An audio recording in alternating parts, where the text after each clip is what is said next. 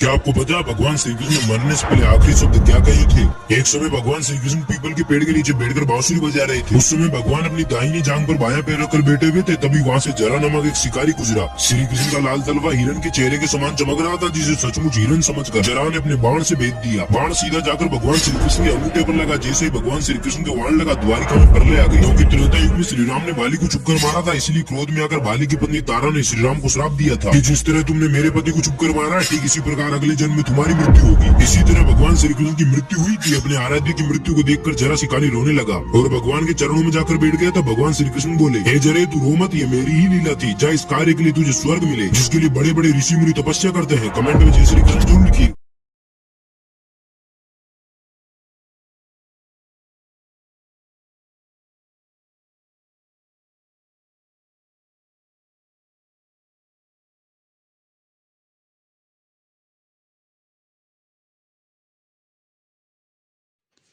हाँ, आज हम आपको राम नाम की अपार महिमा के बारे में बताएंगे। राम नाम से ये सर्व ब्रह्मांड सर सृष्टि की रचना की गई है। तीनों लोकों में राम नाम से बढ़कर कुछ नहीं है। भगवान शंकर जी स्वयं कहते हैं कि बीज मंत्र निज जपत हमेशा, सब लोकन का प्राण कलेसा। जो तीनों लोकों में या अनंत ब्रह्मांडों में जो कुछ देखा सुना जाता है, सब राम नाम से ही सृष्टि की रचना की गई है। राम नाम से ब्रह्मा विष्णु महेश सृष्टि की रचना करते हैं, संहार करते, पालन करते हैं। इसलिए राम नाम से बढ़कर संसार में कुछ नहीं है। ब्रह्मा विष्णु महेश स्वयं राम नाम का जप करते हैं। जानकी जी स्वयं राम नाम का जप करती हैं। राम जी स्वयं परम ब्रह्म परमात्मा श्री राम जी भी स्वयं राम नाम का जप करते हैं।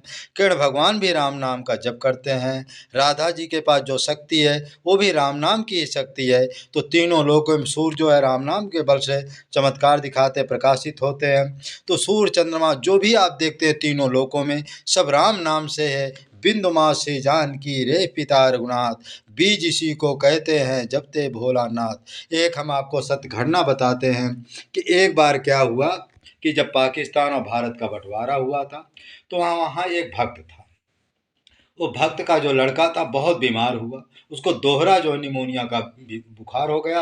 आज से आपको 50 70 80 साल पहले जानते थे कि निमोनिया का बुखार या डबल बुखार, जिसको टाइफाइड कहते हैं, यदि बुखार हो जाता था तो जल्दी ठीक नहीं होता था। उन्होंने डॉक्टर के पास गए। डॉक्टर ने दवा इलाज किया, अंत में कह दिया कि मेरे बस का नहीं है। और उन्होंने कह दिया या तो अपना ले जाओ या जो इच्छा हो सो करो। तो इन्होंने जो इनके जो पिताजी थे, जब ये बात कहे तो उसकी माता तो बेचारी बहुत घबराई। लेकिन पिताजी हमेशा राम नाम का जप करते थे। उन्होंने मन ही मन ठान लिया कि राम नाम के बल पर ही हमारा लड़का ठीक होगा। वो अखंड राम नाम का जो है कीर्तन करने लगे, जप करने लगे। जब करते करते जब 12 2 बज गए, तो किसी ना किसी रूप में हनुमान जी एक जो है संत के भेष रूप में आए और कहें कि फलाने तुम्हारा जो पुराना मित्र है, उस हकीम के पास चले जाओ, जो भी वो दवा दे देगा वो दवा से तुरंत ठीक हो जाएगा। ऐसा जो है वो संत कह करके वो पिताजी को अंतर्ध्यान हो जाते हैं। फिर वो जो लड़का का जो पिता था, वो जा करके वो अपने मित्र जो है के पास गया और कहा, मैं फलाने व्यक्ति हूँ, दरवाज़ा खोलो। रात का समय था, 12 बजे रात का समय था, 2 बजे रात का समय था। जैसे तैसे उन्होंने दरवाज़ा खोला और कहा कि मेरे लड़के को डबल निमोनिया का बुखार है, आप हमको दवा दे दें। तो उन्होंने कहा कि जब बड़े बड़े डॉक्टर जवाब दे दिए तो मैं क्या करूँगा? कल लड़का तुम्हारा मर जाएगा तो मेरे नाम क्लेम होगा। तो उन्होंने कहा, ऐसा कुछ नहीं होगा, मैं आपको किसी बताऊंगा ही नहीं कि आपके यहाँ से दवा गई है। फिर उन्होंने बताया कि हमको जो एक सपने में जो है संत आए थे, मैंने प्रत्यक्ष संत आए थे, उन्होंने आपके पास भेजा है और कहा वहाँ से दवा लेकर खिला दो, ठीक हो जाएगा। तो भगवान आपको जस देना था, इसलिए मैं आपके पास आया हूँ, आप कृपा करके दवा दो। तो वे फिर 4 खुराक दवा दिया। तो उन्होंने कहा 3 खुराक में ही दवा ठीक हो जाएगा, लेकिन चौथा खुराक इसलिए मैं दिए देता हूँ। तो जैसे वो वापस लेकर आया, बच्चे को खिलाना चाहा, तो पहली खुराक में तो लड़के ने हाथ मारा, पूरी दवा गिर जाती है। दूसरे खुराक में जो है माता जो है उसके दोनों हाथ पहले पकड़ लेती है। पिता जबड़ा माने मुंह पकड़ करके जबरदस्ती उसको खिला देते हैं दवा। जैसे वो पहली दवा खुराक उसके अंदर जाती है तो कुछ जो है चेतनता उसको प्रकट होती है, माने हाथ हाथ हिलने लगता है, माने पानी की आवाज़ लगती है कि पानी चाहिए। फिर जब पानी पिलाने का समय होता तो एक खुराक और खिला दिया जाता है।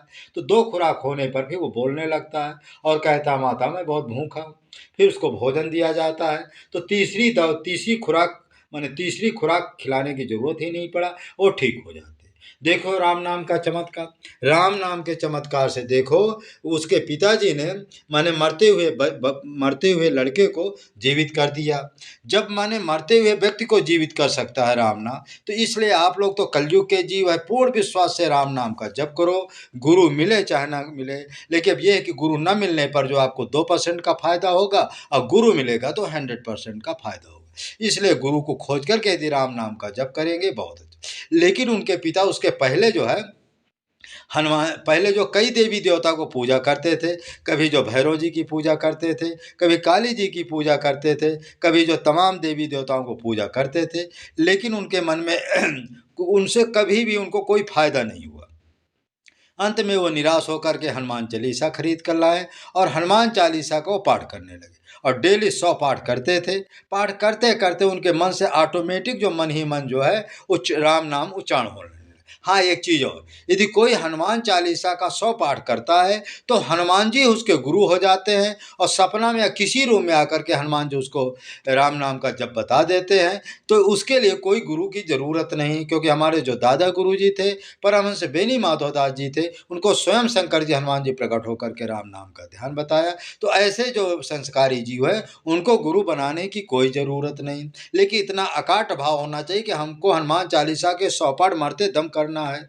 यदि ऐसा भाव करोगे तो हनुमान जी स्वयं प्रकट होंगे, भजन का मार्ग बता देंगे। इस तरह से वो हनुमान चालीसा का 100 पाठ करते थे और हनुमान चालीसा का पाठ करते ही करते उनके मन से ऑटोमेटिक राम नाम उच्चारण होने लगा, क्योंकि जो हनुमान जी का भक्त हो जाता है उसको राम जी का भक्त होना ही पड़ता है। हनुमान जी उसको राम जी का भक्त बना ही देते हैं। ऐसा चमत्कार उसके सामने हुआ। फिर वो गुरु बनाने की उसको कोई ज़रूरत नहीं, क्योंकि हनुमान जी उसके गुरु हो गए। तो ऐसे जो संस्कारी जीव होते हैं उनको गुरु बनाने की कोई ज़रूरत नहीं है। इस तरह से आप लोग जो है राम नाम का जप करो। राम नाम से बढ़कर तीनों लोकों में, चौथा भुवनों में कुछ नहीं है, सब कुछ राम नाम में। हमारे परमहंस श्री राम मंगलदास जी कहते थे कि राम नाम में सर्व सृष्टि, सर्व ब्रह्मांड रचे हुए हैं। राम नाम से ब्रह्मा विष्णु में सृष्टि की रचना करते हैं। ये जो आगे जो चंद्रमा, जितने जो साकेत लोक है, गोलोक है, बैकुंठ है, इंद्रपुरी, सब राम नाम से टिके हैं। और जितने देवी देवता जो अमर है वो सब राम नाम से अमर है। सभी लोग जो है जिनमें शक्तियां हैं, वरदान देने की जो शक्तियां हैं, सब राम नाम से है। इसलिए राम नाम के सिवा कुछ नहीं है। और जो ओंकार है वो राम जी के जो राम नाम है उसके नीचे का ओंकार का जो प्राण, ओंकार का कोई प्राण बताकर जो ओंकार का प्राण है वो राम है। माने दुनिया की जितनी शक्ति है सब राम नाम है। राम नाम के सिवा कोई शक्ति नहीं है। क्योंकि सबसे, इसलिए आपसे मानव धर्म प्रसार कीजिए। मानव धर्म चैनल को लाइक करें, शेयर करें, सब्सक्राइब करें। यही हमारा आप लोगों से विनम्र प्रार्थना है।